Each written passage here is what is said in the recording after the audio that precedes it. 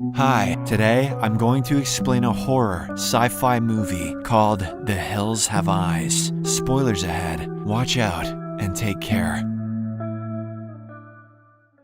The movie opens with a note stating that between 1945 and 1962, the US government conducted over 300 atomic experiments in the New Mexico desert. However, to this day, they deny the genetic effects caused by the radiation. The scene then cuts to a desert where a group of scientists in hazmat suits are exploring the area. Moments later, a man covered in blood appears out of nowhere and pleads for help. Before the group can even react, a mutant named Pluto arrives and begins attacking them. He swiftly kills everyone with his pickaxe and chains their bodies to his truck before driving away. We are then taken to a rundown gas station in a remote area near San Diego. The owner, Fred, hears strange noises and rushes outside with a gun. He believes it must be a girl named Ruby and shouts her name, but no one responds. Fred then returns home and discovers a bag on his doorstep. He calls out to someone called Jupiter, stating that he's tired of helping them and cannot continue. Nonetheless, he takes the bag inside and opens it. He discovers some jewels and other personal items, including a container with a severed ear. Later, we see a family traveling through the desert in a caravan attached to a broken down car. The family consists of a retired police officer, Big Bob, and his wife, Ethel, accompanied by their two daughters, Lynn and Brenda, and their son, Bobby. Lynn's husband, Doug, and their infant daughter, Catherine, are also traveling with them. In addition, the family has brought along their two German shepherds, Beauty and Beast. It turns out they're all headed to San Diego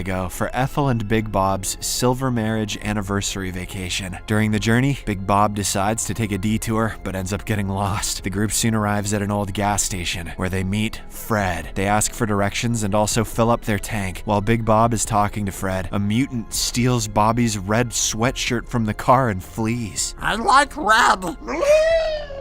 Moments later, Beauty becomes agitated for some reason and runs inside Fred's store. Lynn is forced to follow her, but she accidentally notices the bag containing jewels. She tries to look into it further, but Fred arrives, prompting her to leave. The man is startled by her presence near the bag and suspects that she has discovered his secret. As the family prepares to leave, he suggests Big Bob take a shortcut through the hills to save 2 hours of travel time. Following this, the family drives for several miles on a very bumpy road that gradually disappears in front of them. They are unaware that they are crossing a former military site that was used for the atomic tests in the 50s. A while later, a mysterious person places a chain with metal spikes on the road. This punctures the tires, causing the caravan to skid and collide with a rock. Fortunately, no one is injured, but the vehicle has a broken axle, leaving the family stranded in the desert. They attempt to call for help, but find there's no signal in the area. With no other choice, Big Bob decides to walk back to the gas station, while Doug heads in the opposite direction to seek help. The rest of the family then sets up a picnic table, unaware that someone is watching them through binoculars. Everyone knows that mutants understand binoculars. Shortly after, Beauty starts barking loudly and runs into the hills. Bobby sees this and chases her down to bring her back. He soon hears the dog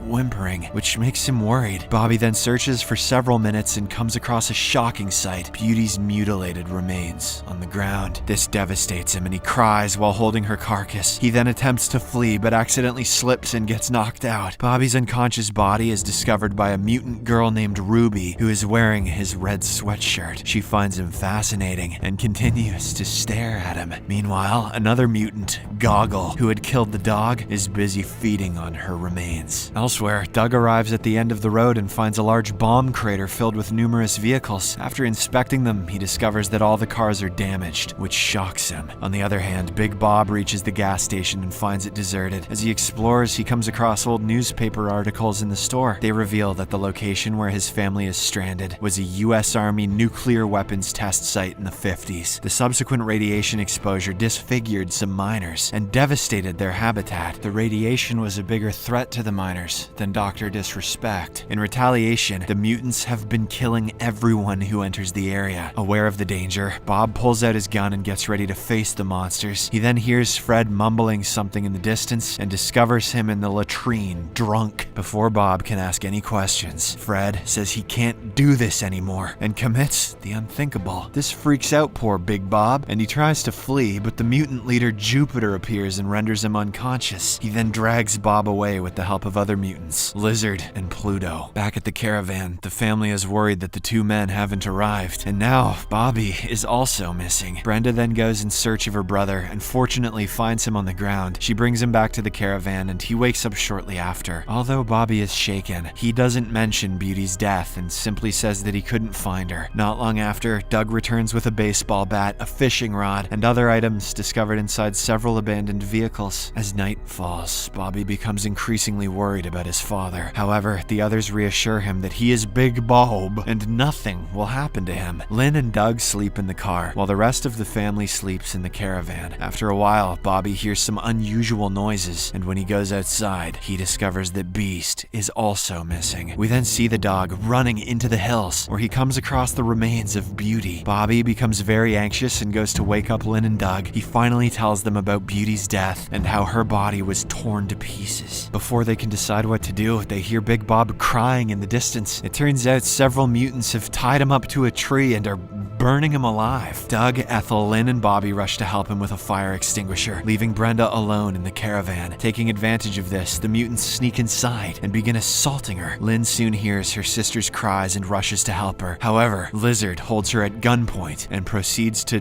drink milk from her breasts? Outside, Doug desperately tries to save his father-in-law, but Bob has already been burnt to a crisp. Ethel then hears Brenda's screams and rushes to the caravan. She witnesses the mutants assaulting her daughters and tries to fight them, but Lizard ends up shooting her. This enrages Lynn, and she stabs the mutant in the leg with a screwdriver, causing him excruciating pain. Unfortunately, he retaliates by shooting her in the head, killing her instantly. With the gun out of bullets, Lizard and Pluto run away, but take baby Catherine along with them. Moments later, Doug and Bobby return to the trailer, only to discover Lynn dead and Ethel breathing her last. Brenda is also severely traumatized by what just happened to her. Meanwhile, Goggle watches them through binoculars and communicates with his companions via walkie-talkie, but he's soon found by Beast, who viciously rips him to pieces. Back in the caravan, Doug and Bobby are horrified to realize that the mutants have taken Catherine away. As they discuss what they should do, they suddenly hear noises from outside. It turns out that Beast has returned, along with Goggle's hands and the walkie-talkie. They listen to the device and hear the mutants preparing to strike again. Doug then inquires about his daughter and overhears her crying on the other end, leaving him distraught. The next day, Doug grabs a baseball bat and goes in search of the mutants' hideout, with Beast guiding him. After navigating through the mines, he arrives at an abandoned village that served as a target for nuclear weapon tests. He soon hears a baby's cries coming from a house, so he goes inside. Doug successfully finds Catherine in the bedroom, while a female mutant named Big Mama watches television in the living room. He tries to sneak past her, but the mutant notices his reflection on the TV screen and quickly knocks him out. You in Big Mama's house now? Shortly after, Doug wakes up in a freezer and is horrified to find himself surrounded by mutilated body parts. He manages to flee and continues his search for his daughter. During this time, he meets an immobile mutant named Big Brain, who recounts the history of the mutant clans. I didn't know we were getting lore. They were once miners in the village who were forced to leave when the US government decided to conduct nuclear tests in the area. Some villagers fled the area entirely, while others sought refuge in the mines, believing they were safe. However, the fallout from the nuclear testing resulted in severe mutations instead. As soon as Big Brain concludes his story, he summons Pluto to attack Doug. The mutant then chases him throughout the house, hell-bent on killing him. At one point, Beast tries to intervene, but Pluto easily throws him aside. He eventually corners Doug and manages to chop off 2 of his fingers with an axe. But before Pluto can finish him off completely, Doug attacks him with a screwdriver. He ends up impaling Pluto's foot, causing him to scream in pain.